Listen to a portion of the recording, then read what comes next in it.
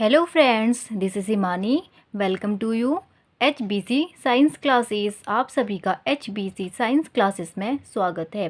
So friends, आज मैं discuss करने जा रही हूँ सीटेट का पेपर है। ये आपका ये हुआ है आपका 31 जनवरी 2021 में, ठीक है। 31 जनवरी 2021 का जो पेपर है सीटेट का, ये आपका सेट है N। और आज जो मैं डिस्कस करने वाली हूँ, ये डिस्कस करने वाली हूँ साइंस का पेपर, ठीक है। जो साइंस का है आपका सीटेट में जो आया था, वो मैं आपसे डिस्कस करूँगी। हाँ, तो हम स्टार्ट करते हैं। हाँ, देखिए, अब इसमें इसको समझाने से पहले आपको एक बात बता दूं, या इससे पहले ही मैंने आपको वीडियो में पहले भी बताया था कि जो आपके जो सीटेट में जो क्वेश्चन बनते हैं साइंस में, सीटेट जो सेकंड पेपर है आपका, जो उसमें आपके साइंस के जो क्वेश्चन बनते हैं वो NCERT आपको पढ़नी पड़ेगी 6th 7th 8th की, ठीक है। 6th 7th 8th की जो NCERT बुक है उसी से ही आपके सारे क्वेश्चन बनते हैं, ठीक है। अब देखिए, इसमें मैं आपको जब मैं समझाऊंगी क्वेश्चन, और ये क्वेश्चन आपके कहाँ से या किस टॉपिक से बने हुए हैं, तो वो भी मैं आपको बताती रहूँगी, ठीक है। अब देखिए, इसमें आपका फर्स्ट क्वेश्चन दिया हुआ है 61। अपने कमरे के फर्श पर रखे किसी विशाल बॉक्स को सरकाने के लिए रेशमा को निम्नलिखित बलों में से किससे अधिक बल लगाना चाहिए, ठीक है। ये फोर्स आपके दिए हुए हैं। अब देखिए, दोनों में ही देख लीजिए आप इसको। In order to slide a huge box lying on the ground in her room, ठीक है, Reshma should apply a force which is greater than which of the following force. आपको बताना है कि इनमें से कौन सा फोर्स है, उससे ज़्यादा फोर्स उसे लगाना है, ठीक है। अब देखिए, इससे पहले की वीडियो में मैं क्वेश्चन वैसे डिस्कस कर चुकी हूँ, बट मैंने वहाँ पे आपको पेशीय बल बताया हुआ है, वो आपका रॉन्ग है। आंसर जो होगा आपका स्टैटिक फ्रिक्शन, इसका आंसर है, ठीक है। इसका जो आंसर है स्टैटिक फ्रिक्शन। वहाँ पे थोड़ा क्वेश्चन मैंने सोचा कि जो क्वेश्चन था, मुझे लगा वहाँ पे कि ये सिर्फ मस्कुलर फोर्स की बात कर रहा है, मैंने किससे अधिक बल लगाना ये क्वेश्चन पे ध्यान नहीं दिया। इसीलिए आपको भी वहाँ पे क्वेश्चन पेपर को पढ़ने में कोई जल्दबाजी नहीं करनी है, ठीक है। गलती हो सकती है आपसे भी। तो यहाँ पे जो है, मैंने इस क्वेश्चन को ध्यान से देखा, तो इस क्वेश्चन में जो दिया हुआ है किससे अधिक बल लगाना चाहिए, तो आपका जो आंसर है इसमें स्टैटिक फ्रिक्शन है। अब देखिए, चलिए आपको उसका मैं एक्सप्लेनेशन भी देती हूँ कि इसमें स्टैटिक फ्रिक्शन क्यों है। 61 जो क्वेश्चन है, देखो सेम यहाँ से आपका बना हुआ है। वहाँ पे आपका जो क्वेश्चन पूछा है, रेशमा करके लिखा हुआ है, रेशमा उसको सरका रही है, सरकाने का जो काम है वो रेशमा किसी विशाल बॉक्स को सरका रही। तो यहाँ पे एक बॉय बनाया है, इसको सरकाने का काम कर रहा है, ठीक है, एक फोर्स लगा रहा है। तो अब देखो, स्लाइड करने में इसका जो आंसर क्या लिखा हुआ है, you have to push on the box to keep it moving, ठीक है। अब है when the box start sliding, ठीक है, it contact point on it surface. अब देखो, ये जो इसका है कॉन्टैक्ट आएगा, सरफेस से आता है। Do not get enough time to lock it contact point on the floor, so the sliding friction is slightly smaller than the. तो यहाँ पे देखो, जब ये स्लाइड कर रहा है, जैसे इसके कॉन्टैक्ट पॉइंट मतलब फ्लोर पे जैसे लॉक होता है into the contact point on the floor, तो स्लाइडिंग जो फ्रिक्शन होता है वो किससे कम हो जाता है, इसके स्टैटिक फ्रिक्शन से कम हो जाता है, ठीक है। अब देखिए, static friction and you find it somewhat easier to move the box already in motion than it started, ठीक है। तो यहाँ पे साफ साफ लिखा हुआ है कि स्टैटिक फ्रिक्शन हमारा कम हो जाता है स्टैटिक फ्रिक्शन से। तो हमारा क्वेश्चन में यही पूछा है। बाकी तो हमारे वैसे भी दिए हुए हैं, नहीं ग्रेविटेशनल का मतलब है नहीं, नॉर्मल का मतलब है नहीं, मस्कुलर फोर्स यहाँ पे है नहीं। तो स्टैटिक इसलिए है क्योंकि इसमें फ्रिक्शन भी काम कर रहा है नीचे, ठीक है। तो ये फ्लोर से कांटेक्ट में भी आया हुआ है और ये मूव भी कर रहा है, यानी कि एक जगह पे नहीं, एक से दूसरी जगहों में क्या करके मूव करके ले जाया जा रहा है।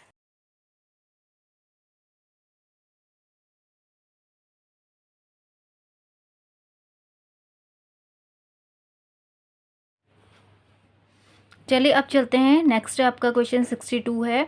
निम्नलिखित में से सही कथन की पहचान कीजिए। इसमें से क्या करेक्ट है, आपको वो पहचानना है, ठीक है। ध्वनि की प्रबलता का निर्धारण कंपन आवृत्ति द्वारा किया जाता है। ध्वनि निर्वात में गमन नहीं कर सकती है। ध्वनि का तारतम्य उसके आयाम द्वारा निर्धारित होता है। कंपन की आवृत्ति निम्न है तो तारतम्य उच्च होता है, ठीक है, इसमें देखिए क्या है, identify the correct statement from among the following. The loudness of sound is determined by the frequency of vibration, कि जो वाइब्रेशन की फ्रिक्वेंसी है वो लाउडनेस, साउंड की लाउडनेस को डिटरमाइन करती है। Sound can travel through vacuum, sound travel नहीं करता है, वैक्यूम में ट्रैवल नहीं करता है।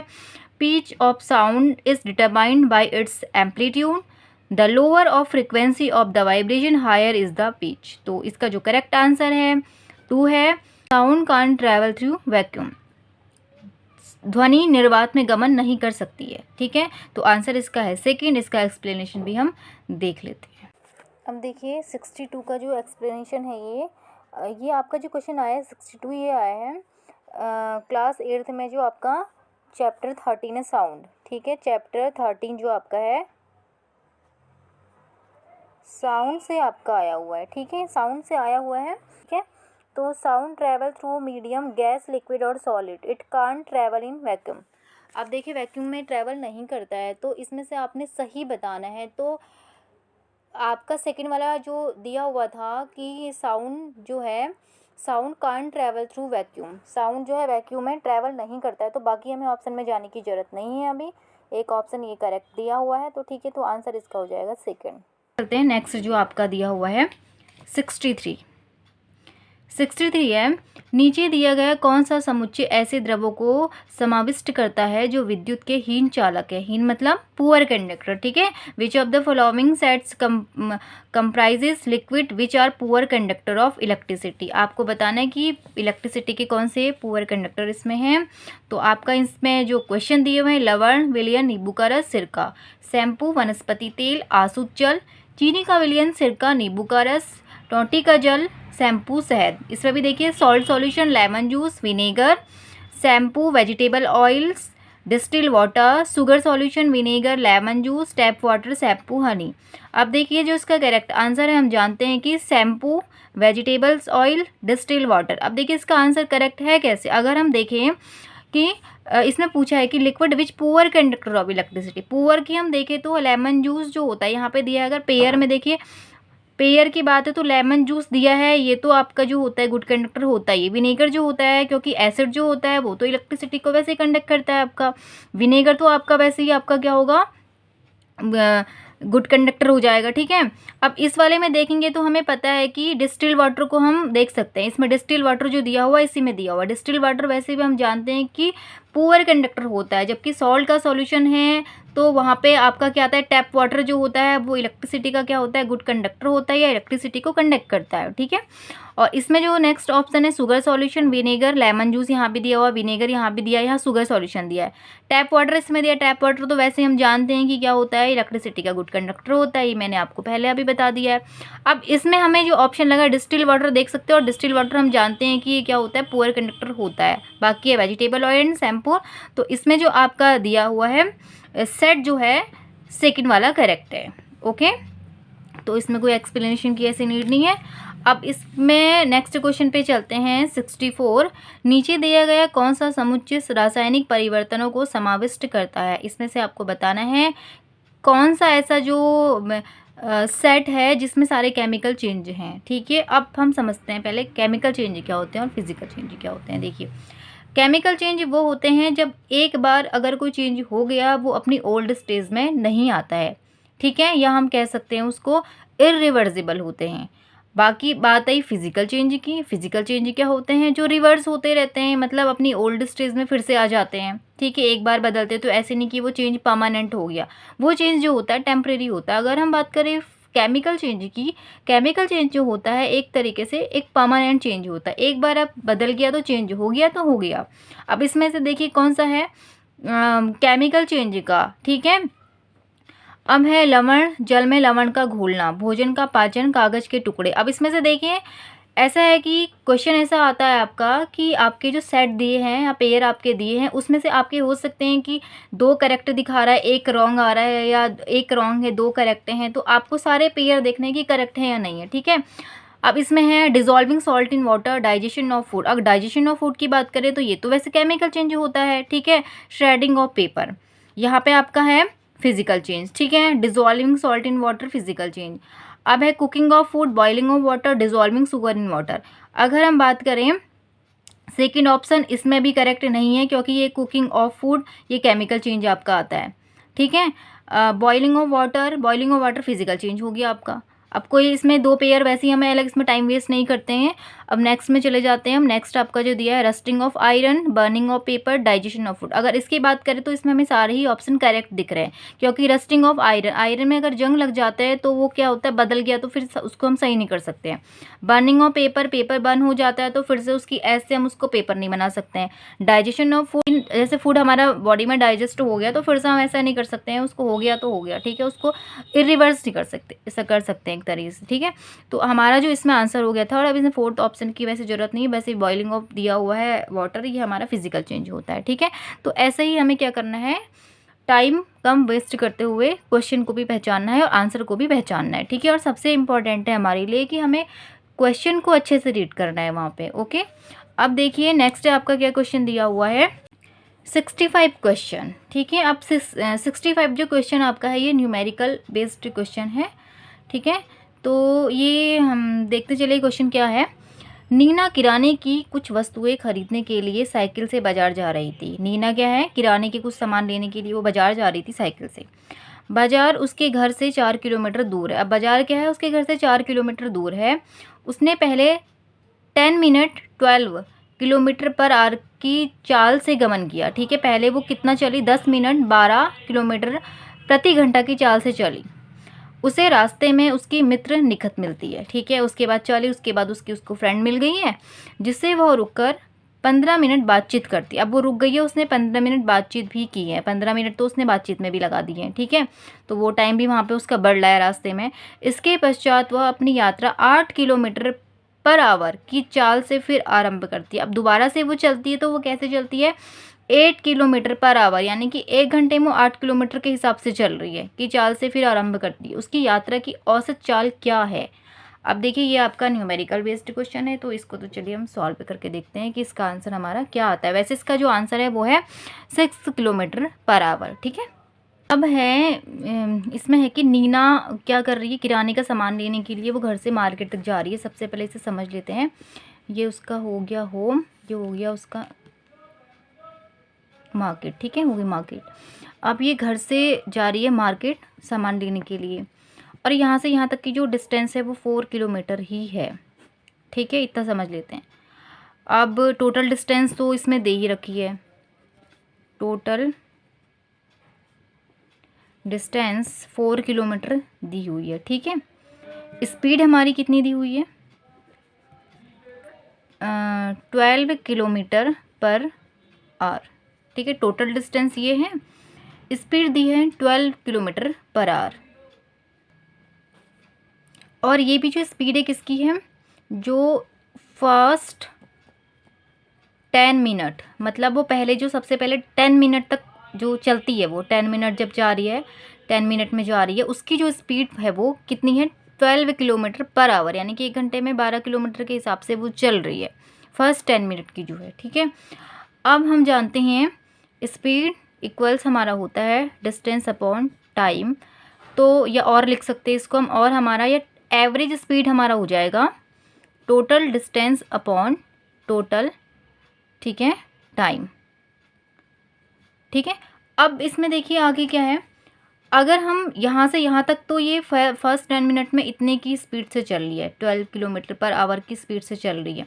अब एक बात हम याद रखेंगे, अगर हम डिस्टेंस की बात करें तो इसकी तो हमें डिस्टेंस नहीं पता है ना, अभी वो कितना डिस्टेंस चल रही है, यहाँ से यहाँ तक माना आधा आ गई है, वो जितना भी आई है अभी उसकी हमें डिस्टेंस नहीं पता है। तो सबसे पहले एक काम करते हैं, वहाँ तक के डिस्टेंस लगा रहे, इतनी की स्पीड से जा रही है वो, 10 मिनट में जा रही है, और कितने डिस्टेंस उसने कवर कर लिए 10 मिनट में इतने की स्पीड से। अब तो सबसे पहले हम यहाँ पर डी निकाल लेते हैं। तो डी निकालने के लिए क्या होगा, डी इक्वल्स हमारा हो जाएगा S into T, means speed into time हो जाएगा, ठीक है। अब हम जानते हैं स्पीड हमारी दी हुई है, यहाँ पर 12 दी हुई है, टाइम है हमारा 10 मिनट। अब पर आवर की स्पीड से जा रही है, हम जानते हैं कि कितने होते हैं, 60 मिनट होते हैं एक आवर में, तो इसको 60 से डिवाइड कर देते हैं हम। अब इसको सॉल्व करेंगे तो 6 हमारा 2 जा, आपका आंसर आ जाएगा ये 2 किलोमीटर, ठीक है, 2 किलोमीटर। तो हमारी डिस्टेंस कितनी आ गई है, ये 2 किलोमीटर आ गई है, ठीक है। तो अब चलिए हम इस डिस्टेंस के हिसाब से टाइम निकाल लेते हैं, इस डिस्टेंस के हिसाब से कितना टाइम उसमें लगता। तो अब हमें डी पता चल गया, तो फिर से हम टी निकालते हैं। तो टी इक्वल्स हो गया हमारा D/S, ठीक है। अब हम इसको निकाल लेंगे। हमारे पास जो डिस्टेंस है वो 2 किलोमीटर हमें मिल गई है, और यहाँ पे जो टाइम स्पीड आपकी दी है, स्पीड आपकी दी है 8। हाँ, तो हमने क्या किया, अब देखिए, हाँ उसके बाद क्या था क्वेश्चन में देखे तो अगर हम कि वो बात भी करती, हाँ वो बात करती 15 मिनट, तो उसने यहाँ पे बात कर ली, 15 मिनट उसने बात करने में लगा दिए, ठीक है। तो अपनी फ्रेंड से बात करने में लगा दी। उसके बाद फिर उसने क्या है, स्टार्ट कर दिया मार्केट को जाना, फिर से स्टार्ट कर दिया। अब उसकी जो यहाँ पे स्पीड है वो फिर से चल रही है ना, दोबारा से स्पीड जो आई उसकी हम 8 किलोमीटर पर आवर के हिसाब से। अब दूसरी वाली हम यहाँ पे हमें डिस्टेंस तो पता चल गई है, ठीक है, 2 हमने निकाल दिए, 2 किलोमीटर। अब उसके बाद है हमारा, इसका हम टाइम निकाल लेते हैं। स्पीड हमारे पास पता है कितनी है, दूसरा जब भी दोबारा चलना स्टार्ट करती है 8 किलोमीटर पर आवर के हिसाब से स्टार्ट करती है चलना। तो इसको हम निकालेंगे तो हमारा आ जाएगा 2 1 2 2 4 8, तो हमारा हो गया है 1/4। 1/4 मीन्स आपका कितना हो गया, 1/4 का मतलब आ जाएंगे हमारे 15 मिनट। फिर से हमारी आगे यहाँ पे 15 मिनट। अब वहाँ से वहाँ उसने जो आगे की जो रास्ता जो उसने तय किया है आगे वाला 8 किलोमीटर पर आवर के हिसाब से, तो उसमें उसने टाइम लगा दिया 15 मिनट। वहाँ का टाइम इसका कितना हो गया 15 मिनट। तो हमें टोटल अब हम टाइम निकाल लेते हैं। सेकेंड इसको आगे कर लेते हैं, ठीक है। तो टोटल टाइम हमारा जो आ जाएगा 10 मिनट तो इसने पहले करे थे स्टार्ट, 15 मिनट इसने बातचीत में लगा दिए थे फ्रेंड के साथ, और फिर से जो आगे की इसने वो आगे मार्केट जाना स्टार्ट किया, रास्ता जो तय किया आगे का, फिर इसने 15 मिनट लगा दिए। तो टोटल इसने जो टाइम लगाया है वो 40 मिनट का लगाया है, ठीक है। तो अब हमने कुछ नहीं करना है, हमें जो टाइम है टोटल टाइम हमें मिल गया है 40 मिनट, ठीक है। अब हम एवरेज स्पीड की बात करते हैं। तो एवरेज स्पीड तो स्टार्टिंग में ही 4 किलोमीटर हमारी दी हुई थी, आगे ही हमने देख ली थी 4 किलोमीटर हमारी थी, ठीक है। हमारा जो है टाइम जो आपका है कितना है, टाइम आपका है कितना है 40 मिनट। अगर 40 मिनट के हिसाब से इसको आवर में हम लिखते हैं घंटे के हिसाब से, तो 40/60 मिनट के हिसाब से, तो ये हो जाएगा 2/3, ठीक है। तो हम यहाँ पे लिख लेते हैं 2/3। अब उसके बाद कुछ नहीं करना है, ये ऊपर जाएगा, इससे मल्टीप्लाई हो जाएगा 4 × 3/2 12/2 6 किलोमीटर पर आवर। तो हमारा आंसर क्या आ गया है 6 किलोमीटर पर आवर, ओके। तो हमारे इसमें आंसर आपका क्या हो जाएगा, 4th आंसर हो जाएगा 6 kilometre per hour, okay. Question में चलते हैं। क्वेश्चन 66 आपका क्या दिया हुआ है, लवण और जल के मिश्रण को पृथक करने की प्रक्रिया में निम्नलिखित में से कौन सा सहायक नहीं होगा। इसमें पूछा है कि नहीं होगा, ध्यान देना है नहीं। देखिए नहीं को अंडरलाइन भी किया हुआ है। Which of the following will not be helpful in the process of separating a mixture of salt and water, filtration, distillation, boiling and decantation, ठीक है। अब देखिए इस क्वेश्चन का जो मैं एक्सप्लेनेशन है एनसीईआरटी के हिसाब से, तो मैं इससे जो पहले की वीडियो मैंने डाली हुई है वहाँ पे मैंने सैम्पल पेपर या प्रैक्टिस सेट फर्स्ट करके डाला हुआ है, क्योंकि मैंने प्रैक्टिस सेट के तौर पे वो कराया हुआ है, ठीक है। और एनसीईआरटी का एक्सप्लेनेशन भी दिया है, तो इसका एक्सप्लेनेशन मैं आपको वहाँ पे दे चुकी हूँ, और इसका जो आंसर है हमारा फिल्ट्रेशन होगा, ठीक है। अब चलिए नेक्स्ट हम चलते हैं 67 में। 67 क्या है, नीचे दिए गए प्रकाश के कौन से गुणधर्मों का उपयोग छाया बनने की परिघटना की व्याख्या के लिए किया जा सकता है। अब इसमें से देखिए ऑप्शन दिए हुए हैं। अब इस तरीके के क्वेश्चन जो आपके आते हैं उसमें कभी कभी 2 आंसर भी करेक्ट होते हैं, आपको पहचानना है कि कौन कौन से 2 करेक्ट हैं। कभी कभी ऐसा आता है कि 2 ऐसे बताओ इनकरेक्ट हैं, या पेयर में जैसे कि आपने देखे थे कौन कौन से पेयर आपको करेक्ट लग रहे हैं। तो इस तरीके से आपके जो क्वेश्चन बनते हैं उनको क्या है यहाँ आप लोग को ध्यान से पढ़ना है, ठीक है। तो अब देखिए प्रकाश सरल रेखा में गमन करता है, ठीक है। क्वेश्चन क्या है, छाया बनने की परिघटना में, यानी कि जो शैडो बनाता है, ठीक है। यहाँ पे है कि phenomenon of shadow, shadow formation, shadow formation में जो कौन सा ऐसी प्रॉपर्टी है जो शैडो के बनने में हेल्प करती है, ठीक है। अब देखिए इसमें प्रकाश सरल रेखा में गमन करता है, ये दिया हुआ है आपका। ठीक है, प्रकाश उच्च चाल से गमन करता है। अब ये तो है आपका प्रॉपर्टीज़ की दी प्रॉपर्टी, हो सकता है कि करेक्ट हो लाइट की इसमें, कि हाँ ये सीधी रेखा में चलता है, light travel in straight line, प्रकाश उच्च चाल से गमन करता है। ठीक है, प्रकाश 7 वर्णों या रंगों से मिलकर बना है, प्रकाश अपारदर्शी वस्तुओं से नहीं गुजरता है। अब हमें आंसर जो फाइंड करना है वो किसके बेस पे करना है, कि छाया बनने के बेस पे करना है। वैसे तो प्रकाश की जो क्वालिटी है या प्रॉपर्टीज़ हैं वो तो सारी ही करेक्ट हैं इसमें। अब देखिए इसमें क्या है, हम जानते हैं कि प्रकाश सरल रेखा में गमन करता है। अब इसका भी अभी एक्सप्लेनेशन देखेंगे कि ये आंसर कैसे करेक्ट हो रहा है। ए हमें सही लग रहा है कि सीधी अगर ये डायरेक्शन में जाता है या सीधे जाता है तो ये शैडो बनने में हेल्प करता है। एक हमारा है इसमें डी, प्रकाश अपारदर्शी वस्तुओं से नहीं गुजरता है। हमें जानते हैं कि ये ब्लॉक कर देता है, अपारदर्शी वस्तुएं जो होती हैं लाइट को क्या करती है, रोक देती हैं। ठीक है, और रोकने की वजह से क्या बनती है, छाया बनती है।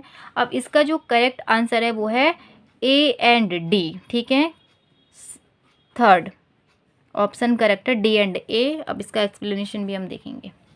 एक बैंड ले रखी है, ये पाइप लिया हुआ है, एक बैंड पाइप है और एक स्ट्रेट पाइप है। स्ट्रेट पाइप का क्या मतलब है कि लाइट जो है वो सीधे ट्रैवल कर रही है। बैंड वाले में तो नहीं करेगी ना, कहीं जाके वो क्या हो रही है, बैंड हो रही, तो लाइट स्ट्रेट ट्रैवल करेगी तो वहीं पे रुक जाएगी। अब बात आई है एक्टिविटी की, तो इसमें पूरा हमें पढ़ने की ज़रूरत नहीं है। तो इसका जो देखो, this suggest that light travel along a straight line, एक स्ट्रेट लाइन में ट्रैवल करती है।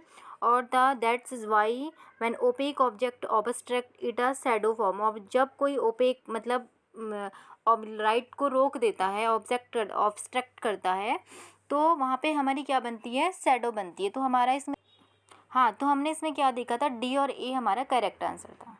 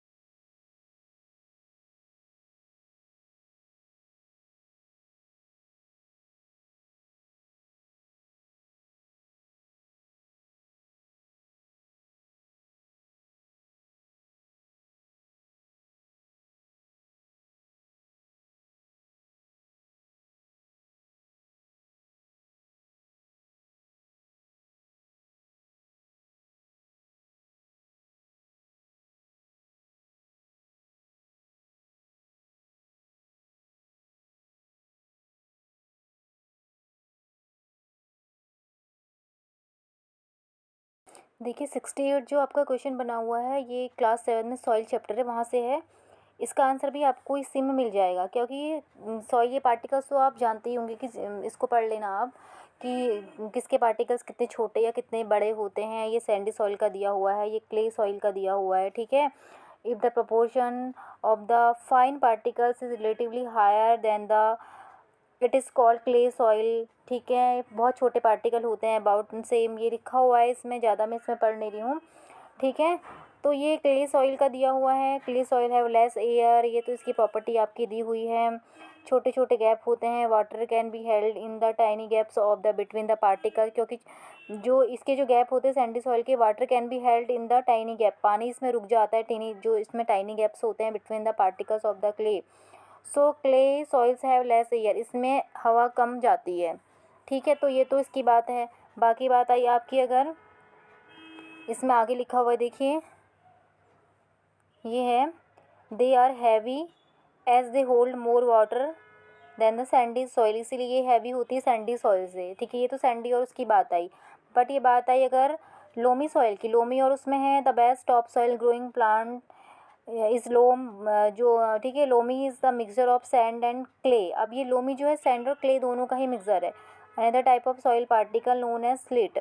ठीक है, occur deposit the river beds size the slits particle between दो सैंड एंड क्ले, सैंड और क्ले के बीच में होता है। इसका मतलब क्ले का जो साइज है या क्ले का जो प्रपोर्शन है इससे कैसा होता है, कम ही होता है इसके पार्टिकल्स का। तो क्वेश्चन हमारा यही है कि इसका जो आंसर था हमारा 3 आंसर करेक्ट था। ठीक है, कि the proportion of fine particles in clay soil is relatively higher than in the loam soil या लोमी सॉइल। ठीक है,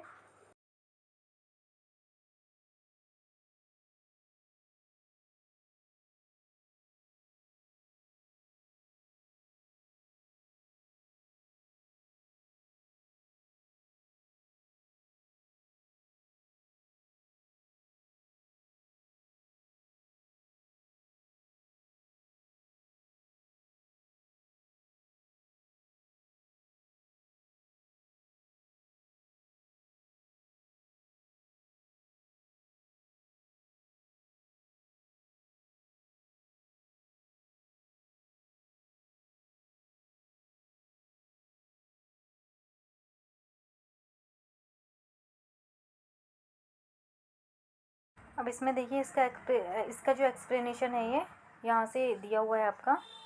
बात करें क्वेश्चन की, तो क्वेश्चन आपका देखो इसमें जो दिया था कि the pupa develops into caterpillar, pupa जो होता है वो कैटरपिलर में डेवलप होता है, बट यहाँ पे आपका जो दिया है the female silk moth lays egg from the which hatch larvae which are called caterpillar silkworm, यानी कि जो सिल्कवॉर्म या कैटरपिलर जो होता है वो किससे फॉर्म होता है, लार्वे से होता है। लार्वे से कैटरपिलर बनता है, या लार्वा जो डेवलप होता है वो कैटरपिलर आपका बनाता है। ठीक है, या उसी को हम क्या कहते हैं, कैटरपिलर कहते हैं। ठीक है, तो इसका जो हमारा आंसर था वो था फर्स्ट। देखिए 70 है, 70 जो क्वेश्चन आपका दिया हुआ है ये आपका साइंस जो पेडागोजी होगी या साइंस जो चाइल्ड डेवलपमेंट जैसे जो क्वेश्चन आपके बनते हैं इससे साइंस से रिलेटेड, तो वो ये क्वेश्चन आपका है 70। इसमें है निम्नलिखित कथन में से कौन सा कथन विज्ञान की प्रकृति का सबसे अच्छा वर्णन करता है।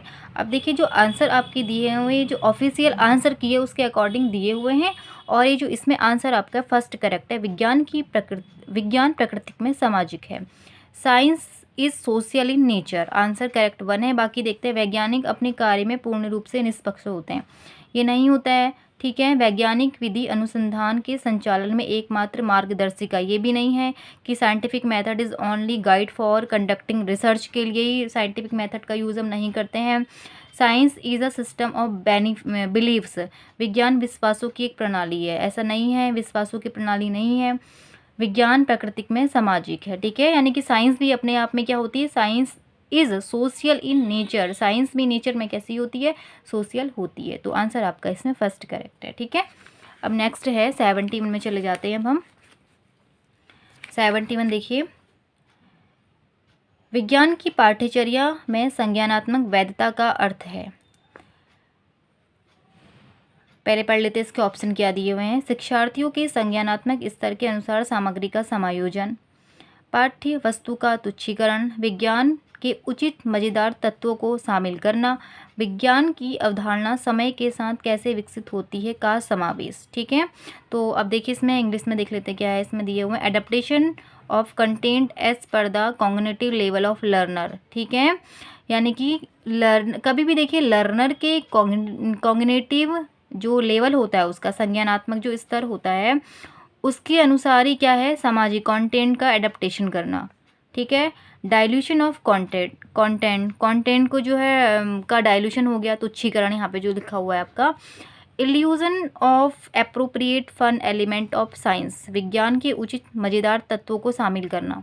ठीक है, illusion of how concept of science involve over time, विज्ञान की अवधारणाएं यानी कि जो कॉन्सेप्ट्स होते हैं समय के साथ कैसे विकसित होती है का समावेश।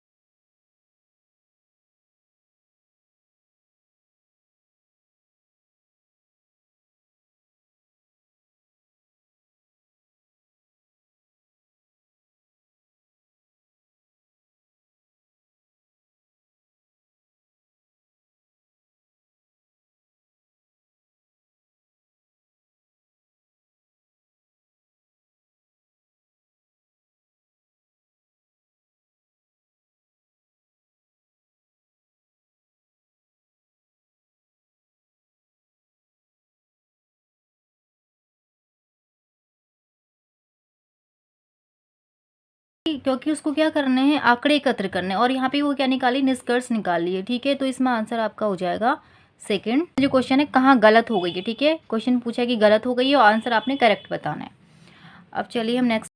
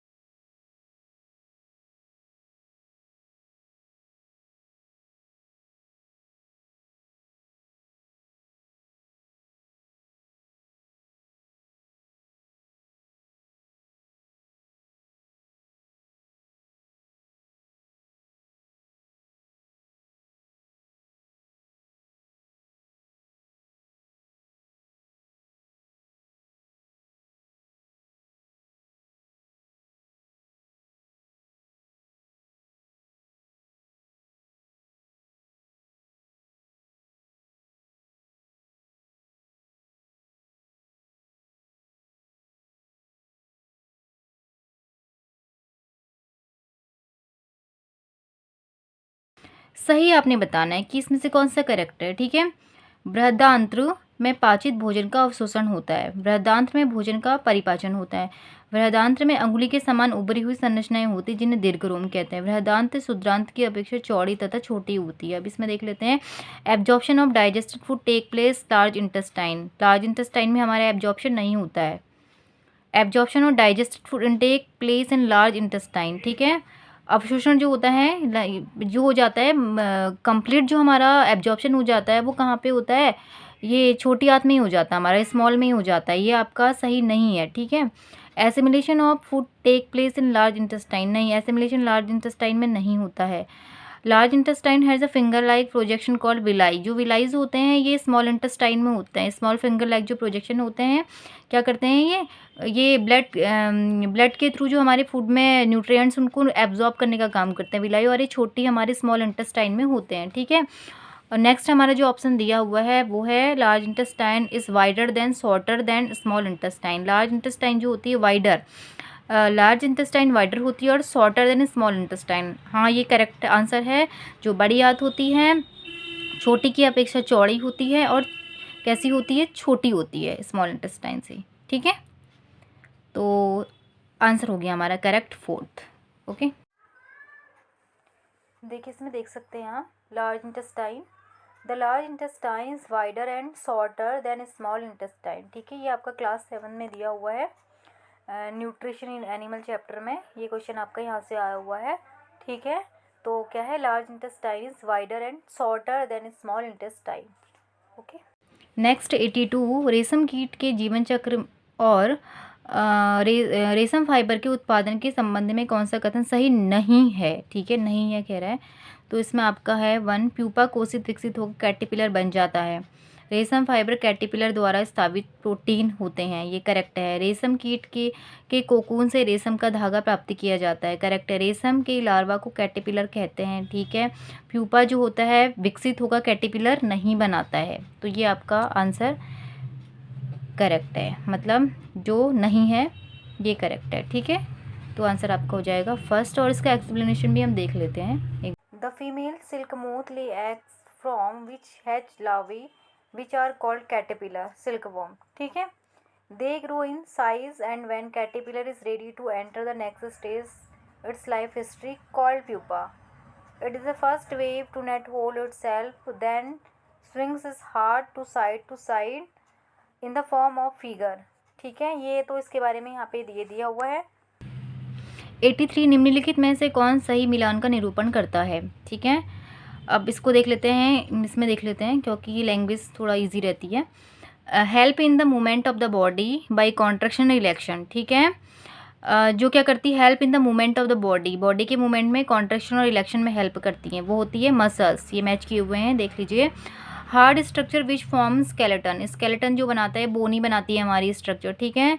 Part of skeleton which can be bent, वो कौन सा पार्ट है जो हमारा बेंट होता है, कार्टिलेज, सॉफ्ट बोन होती है ना कार्टिलेज हमारी, ठीक है। उसके अलावा है हमारा D joints the chest and back bone together form a enclosure, आपस में जो होती है जुड़ती है हमारी, जो बैक बोन और क्या होती है चेस्ट की बोन, तो कहाँ से जुड़ती है, हमारी रिब केस से जुड़ती हैं, ठीक है। तो हमारा ये आंसर इसमें हो जाएगा, देखिए फर्स्ट, ठीक है। अब उसके बाद है नेक्स्ट हमारा क्या दिया हुआ है, देखिए नेक्स्ट हमारा 84 है, which of the following glands human being secreted more than 2 hormone, ये हमारा है पिट्यूटरी ग्लैंड, इसका एक्सप्लेनेशन मैं वहाँ पे आपको दे चुकी हूँ उससे पहले की वीडियो में, ठीक है। 85 क्वेश्चन हमारा देखते हैं, नीचे दिए गया कौन सा कथन सही है।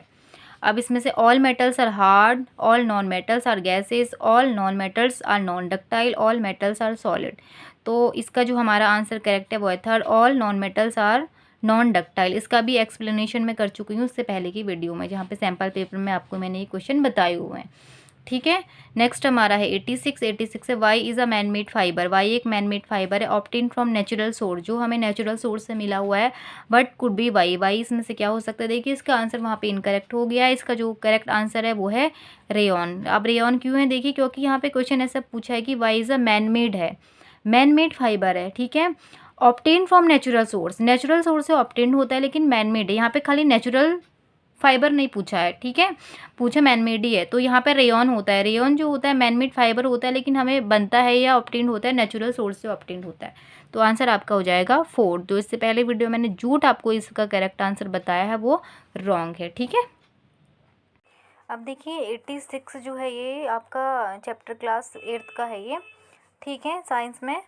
अब इसका जो आंसर मैंने आपको बताया रेयॉन होता है, ठीक है। रेयॉन क्यों होता है, देखिए रेयॉन के बारे में ही इसमें लिखा हुआ है, मैंने ये हाईलाइट किया है।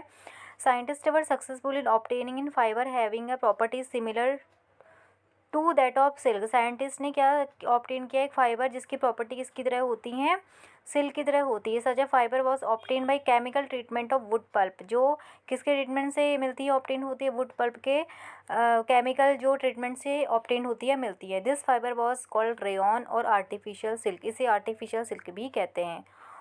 ऑल दो rayon is obtain from a natural source, इसके अलावा इसे जो होते हैं नेचुरल सोर्स से भी प्राप्त किया जाता है वुड पल्प की, ठीक है। Yet it is a man made fibre, लेकिन ये क्या है, मैन मेड फाइबर है। It is cheaper than silk and can be woven like silk fibre. It can also be died in wide variety of colours, ठीक है। बाकी तो इसमें कुछ है नहीं, लेकिन इससे क्या है बाकी क्वेश्चन भी बन सकते हैं, चाहे वो रेयॉन है, चाहे वो नायलॉन है, चाहे वो जूट है। वैसे तो आपका ये सिंथेटिक फाइबर्स एंड प्लास्टिक ऐसा कुछ ये आपका चैप्टर दिया हुआ है, तो आप इस चैप्टर को भी पढ़ लेंगे, क्योंकि साइंस के तो सारे ही चैप्टर इंपॉर्टेंट हैं आपके 6th 7th 8th के, क्योंकि देखिए मैं आपको दिखा रही हूँ सारे जो क्वेश्चन हैं इन्हीं में से बने हुए हैं।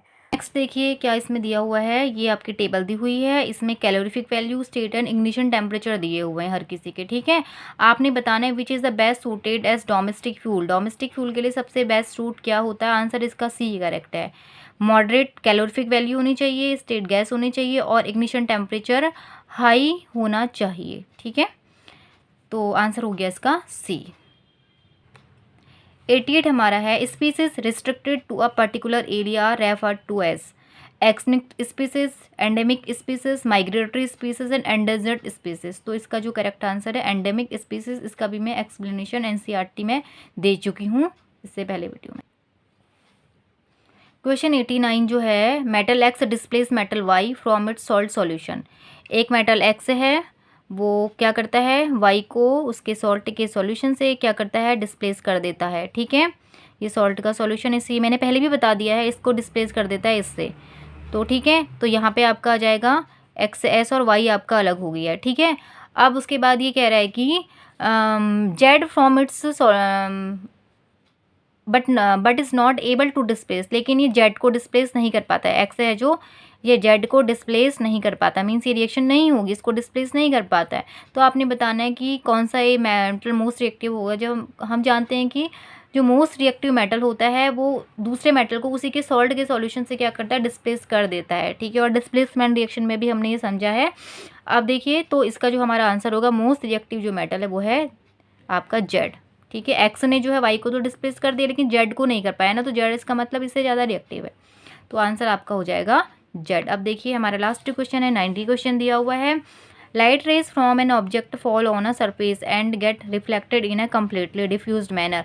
What can you say about the nature of image of a object. अब आपने बताना है कि किसी जो लाइट की रेज हैं किसी ऑब्जेक्ट में गिरती हैं, किसी सरफेस में गिरती है ऑब्जेक्ट की, gate reflected in completely diffused manner, reflected तो होती है लेकिन डिफ्यूज्ड मैनर में होती हैं। What can you say about the nature of image of the object. तो वही है, एक कोई सरफेस है लेकिन वो सरफेस कैसी है आपकी, डिफ्यूज सरफेस है, रफ सरफेस है। डिफ्यूज का मतलब रफ सरफेस है, डिफ्यूज नहीं रफ सरफेस है, मतलब उसमें रिफ्लेक्शन तो हो रहा है, यानी कि जो रेज है वो पैरेलल तो जा रही हैं, सीधे जा रही हैं, ठीक है। वापस डिफ्यूज का मतलब जब वापस आ रही बैक हो रही है वो टेढ़ी मेढ़ी हो रही हैं, ऐसे ऐसे ऐसे इस तरीके से हो रही हैं, सीधी पैरेलल क्या हो रही है, रिफ्लेक्ट नहीं हो रही, वापस नहीं हो रही है, बैक नहीं हो रही है। तो इसने पूछा है कि what can you say about the nature of image. तो आपने बताना है कि इसमें कैसी इमेज बनती है। हम जानते हैं कि अगर रफ़ इमेज है, रफ़ इमेज होती है जैसे कि हमारी वुड है या जो साइनी सरफेस नहीं होती है हमारी, ठीक है, रफ़ होती हैं, तो उसमें ये डिफ्यूज हमारा रिफ्लेक्शन होता है। आप देख सकते हैं कि क्या वो इमेज बनाएगा, साइनी है तो इमेज बनाएगा, अब इमेज नहीं बनाएगा। तो इसमें देखते हैं, क्वेश्चन देख लेते हैं। It will be real and enlarge, real और इनलार्ज इमेज बनेगी। It will be virtual and enlarge. अब देखिए रियल वर्चुअल तो मानते हैं, ये प्लेन मिरर की बात है हमारी, तो रियल वर्चुअल बनाता है हमारा, ठीक है। इमेज जो वर्चुअल और इरेक्ट बनाता है या रियल और इनलार्ज बनाता है, ये तो है नहीं आपका वैसे भी। No image will be formed, ये मैंने पहले आपको बता दिया, अभी इमेज नहीं बनेगी। इसका तो आंसर बिल्कुल एक लाइन में हम देख सकते हैं बिना टाइम वेस्ट किए, ठीक है। अगर आपको इसका ये पता है कि डिफ्यूज़न जो होता है आपका, डिफ्यूज रिफ्लेक्शन क्या होता है, it will be virtual and same size. Virtual same size तो हम जानते हैं कि प्लेन मिरर हमारी इमेज बनाता है, ठीक है। तो आंसर इसका हो जाएगा थर्ड, ठीक है। तो ये हमने आज समझा है सीटेट सेकंड साइंस का पेपर जो आपका आया हुआ था 30 जनवरी 2021 में, ठीक है। आई होप आपको ये समझ में आया होगा। अगर आपको ये वीडियो पसंद आया तो please do like share and subscribe my channel and thanks for watching. मिलते हैं नेक्स्ट वीडियो में।